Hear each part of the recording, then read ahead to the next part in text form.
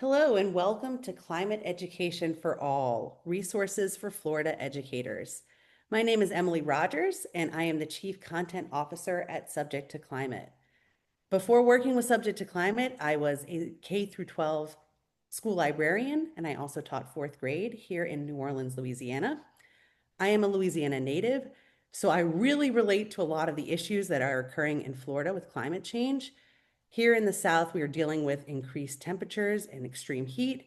We're also really having a lot of struggles with increased intensity with hurricanes and sea level rise, and it's impacting us a lot. So why is climate change not being taught in the classroom? I'm sure you, like me, have noticed that it's not just one answer. There are a variety of answers. The first thing is low teacher confidence. As a teacher, you might not feel comfortable with your own understanding of climate change. You might not feel ready to field questions that students might launch at you. And you might not feel confident teaching and having your administrators observe you, just in case you make a mistake as you're talking about climate change.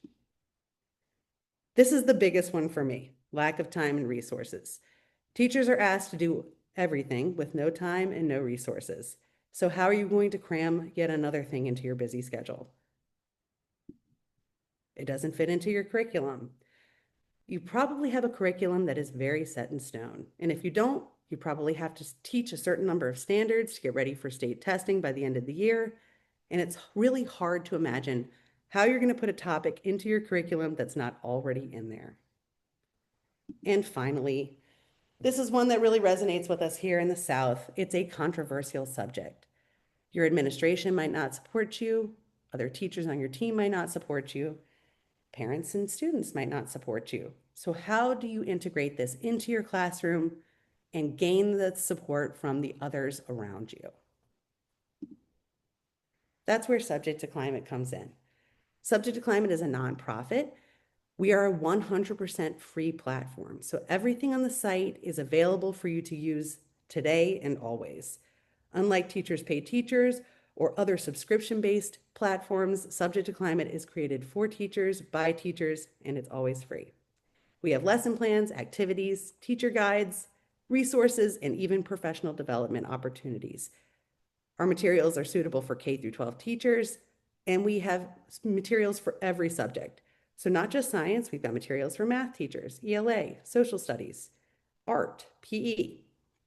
Our mission at SubjectToClimate is to empower all educators to easily and effectively teach about climate change, justice, and action. And our vision, it's a pretty bold vision, but our vision is to create a future where every child learns about climate change and becomes a steward of our planet. Currently, SubjectToClimate is working with a variety of states. We have created something that we call a state hub, and this is a website that is specific to the state. All of the resources on the hub are aligned to the state's state standards. So you can see every place that has a yellow dot currently has a state hub. The other great thing about the state hubs is that we have allocated many resources for local place-based resources from that state. So if you're looking at the Oregon hub, you'll be able to see lots of different resources that are specifically based in Oregon. If you're looking at the Michigan hub, the same thing is true. What you may be noticing is that we are missing a large region down here. We do not have any hubs in the South at this time, but that's something that we'd love to look into for the future. We'll spend most of our time today looking at the website and walking through the resources so you can get a good idea of how to use the resources on the SubjectToClimate website in your own classroom. Let's take a look. The first thing I want to point out is that you can go ahead and make your own account here by clicking this green button. And if you have an account on SubjectToClimate, the great thing is that you can bookmark resources for later. So when you're looking at things, you might be looking for something for Unit 1, but you stumble across something that would be great for Unit 3. You can go ahead and bookmark it and visit it later when you are ready to teach it. You can come to the search bar here if you know exactly what you want to look for. But if you're interested in browsing, you can go straight to the nav bar. And I always like to start at teaching resources. Our teaching resource library has nearly 3,000 resources. We're getting very close to the 3,000 mark. And as you can see, it spans all grade levels, K through AP, and all subjects. Because we are talking about Florida today, I thought we would start with the location filter. You can filter about any location you're interested in, but today we're going to take a look at Florida. And we can see that there are 28 resources that are specifically Florida place-based resources. So where to start? If you know what subject you'd like to teach or what topic, you can type it into the scroll bar. Otherwise, you can look here and you can select your grade level, select the subject that you'd like to teach, and you can see now we've narrowed it down to 7th grade ELA resources for Florida. And this is one that catches my eye, especially as we were just talking about climate denial. When you click on the resource, you can see the resource type. This one is a video. You can also see which grade levels it's suitable for and which subjects you might want to teach this in. The synopsis will give you a brief overview, so I can see right away that this video features a climate activist in Tampa, Florida, and she's giving advice for how to have a tough climate conversation with someone who denies climate change is real. I can also see that there's a lesson plan and a student worksheet included once I sign in to the site. Now, when you scroll down, you'll get even more information. Each one of our resources on the site is developed by a current or former classroom teacher. So they really delve in and decide what is it that a classroom teacher would find interesting or important about this resource. They'll give you a few positives. They'll give you some prerequisites so you don't have any surprises when you teach the resource. And then ideas for differentiation. Sometimes these differentiation tips are about ability or student skill. Other times they'll tell you how you can integrate it into different types of subject areas. And sometimes they'll even give recommendations for continuing the learning. So this video tells us about climate change denial, but it also links to an article that would help you to continue to do more with climate change conversations in your classroom. This other one is also really interesting because it's an interactive lesson where students collect their own survey data about climate opinions. So this would be a great way to extend the lesson. You can also see that all of our resources are aligned to standards. This one in particular has some science standards and some social studies standards, but you'll see if it's an English one, it would have English standards. If it's math, it would have math standards. And then finally, you can do a quick preview to see what kind of format it's in and what other types of resources are included. When you're ready, you can click the button and it will take you straight to the resource. In this case, it's a video, but we already know if we sign in, we can also get access to that lesson plan and worksheet. The next place we're going to take a look at is the lesson plans, units, and activities section. This section is great because everything here is created by SubjectToClimate teachers. So teachers who are either currently teaching or who used to teach have designed the lessons and written them themselves. You can see we have 322 original lesson plans and activities here. And like the resource database, you can filter by grade, subject, standard, or resource type. So we looked at 7th grade ELA. Let's take a look at something different. We'll try kindergarten and math. So this has narrowed it down to 17, but I also want to add a topic. Say I'm studying plants in my science block and I want to pull in some math related activities to our math block that have to do with plants. So I've got a bunch of different options to choose from, but this is the one that's speaking to me the most. We'll take a look at this one. Plant growth measurement lesson. You can see right here the teacher who wrote the lesson. And actually, if we go down here, we can learn more about that teacher. The teacher's bio is here. You can see how long the lesson will take to teach in the classroom. This one's about an hour and 30 minutes. We can see that this is focused in New Jersey, but that it's applicable to all of the North America area. And then we can read a little bit about what the lesson entails. When we scroll down here, you have a preview of the entire lesson plan with detailed notes. You can also preview the accompanying materials, and this is one of my favorite parts of our lessons. Every one of the SubjectToClimate lessons has a full slideshow. Often the slideshows are interactive. There might be drag and drop activities you can do with the class. There are many times videos that are embedded. Sometimes there'll even be sorting activities, things like that. And then we also often have a student document, which might be worksheets for younger students. For older students, it might be something that's like an essay prompt with a rubric. And something I wanted to point out here is this is a really excellent part of our K through 5 curriculum. We have a bunch of different differentiated materials. So for this one, the plant journal that we see here, you can see it's in a printable format. That's why it looks kind of funny. It says non-standard units, but if we click through, there's also a journal here for standard units of measurement. So even if your students are not all on the same level, they can still be working towards the same skills, but at different levels. There are also different ways to have students record their information. Maybe some students are ready to write on their own. Others might need help. Maybe others are still learning to write at all, and they might need to draw their answers. Just like with the resources, we have positives, additional prerequisites, and differentiation tips. And something I didn't show with the resources are the scientist notes. Something that was always a problem and a struggle for me when I was in the classroom was trying to vet materials in time to put them into my lesson plans. So if you're looking at Teachers Pay Teachers, or you're searching on Google, or maybe you're chatting with ChatGPT, you might get a bunch of resources returned to you. But it's hard to know the quality of the resource and then also that it's scientifically accurate. Everything on Subject to Climate has been reviewed by a group of 3 scientists who have PhDs.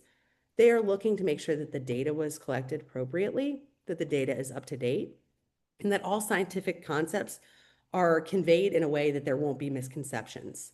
Then they actually add a note to every single resource on the site, explaining the scientific concept that's covered, and also pointing out things that you might want to make sure that students aren't misunderstanding. So it really gives you peace of mind knowing that every single resource has already been vetted by a scientist. When you're ready to teach the lesson, you can click View Lesson Plan. And if you want to save it, or maybe you want to edit it in some way to make it good for your own classroom, you can make a copy, save it to your drive, share it with your team, edit it in any way you like. And as we discussed earlier, maybe you're not ready to teach this right now, but you want to save it for later. You can always click on the bookmark, log in, and it will save it to your library. So you can check it out later. The next section I want to show you is really helpful because it's something new every weekday. We have news articles here for students at differentiated levels between 5th grade and 11th and 12th grade. So you can scroll down and choose the reading level that you'd like your students to read the article in, and you can assign it to different students at different reading levels, and they'll still get the same content. Another excellent part of our news articles is that we have these vocabulary words here, where students can learn the vocabulary word if they're not familiar with it. These are a really good bell ringer or do now. You can also put them straight on Google Classroom. And at the end, you can ask the students to do the comprehension check. There's a question right here embedded on the site. And they'll get real-time responses on their answers. Next, let's head over to the educator support section. We have a professional development database here that's constantly being updated. You will see that we have all kinds of different events happening, workshops and courses and programs that teachers can participate in. Some of them are online, some of them are in person. There are ways to filter for all of that. You can even filter to see how much they cost and when they're being offered. If you're interested in doing something self-paced in your own time, I would suggest these 3 PD opportunities, which are Subject to Climate curated opportunities. The first one is perfect for teachers who are not sure about their own understanding of climate change. This one is focused on the climate change basics. It has 5 modules and you can work at your own pace. If it takes you an entire year to complete it, it's no problem. If you want to do it in a weekend, you can do that too. It's completely free, and all you have to do to enroll is click and enroll for free. Once you feel like you have climate change under your belt, you can move on to teaching tips. This one is focused on how to put climate change topics into your own classroom curriculum. After that, you might be ready to make your own lessons. Maybe you felt inspired by the lessons you've seen on our site, and you want to develop something that's really helpful for your own students in their own situation. This course will teach you how to do that, so it's effective and easy. Next up, we have our teacher guides. These are collections of resources that are usually based around a topic or sometimes an event. So today I want to show you the one for green careers. This is a topic that's coming up a lot in education right now. And this guide really teaches you how you can incorporate it into your career skills class or even another type of classroom setting. You can look at all the resources that we have on the site that are related to green careers and see which ones would be great for your classroom. And finally, we have the climate change explainers. This is a wonderful partnership that we have with MIT that includes all of their climate change explainer topics on our website. So you can filter by causes, impacts, or solutions. And when you click on the actual question, it will tell you the question, it will tell you the beginning of the answer, and you can click here to read the full article from MIT's climate portal. There's also a teaching tip from a teacher right here on how to incorporate this topic into your classroom.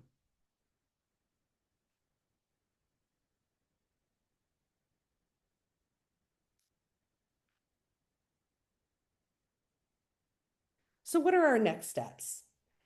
The first thing you want to do is, here we are at the beginning of the school year, you want to pull out your scope and sequence. You want to take a look at your curriculum and think about how can you integrate climate change topics into what you already teach. We know teachers don't have time to put brand new units into their curriculum. The best way to do this is to just think about what you already are teaching and how you can use climate change topics to help you teach about that. We have a really amazing lesson in our site about how to teach about the principles of poetry using a climate change poem. So that's a perfect example. You've not changed the scope of your lesson, but you're using an example that incorporates climate change topics into the lesson itself. We also have a really amazing lesson for PE on how to measure your heart rate that also talks about air pollution and air quality. That's another example of something that teachers already have to teach in the classroom if you're teaching health or physical education, where you can take a topic that's related to climate change and integrate it into that lesson that you're already doing. The next thing you're going to want to do is make an account on SubjectToClimate's site.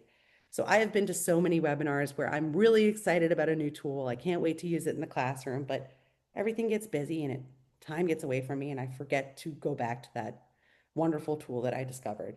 This is the time to make your account on SubjectToClimate so you can bookmark resources, get those lesson plans in your My Library, and you'll be able to visit them when you are ready to teach them.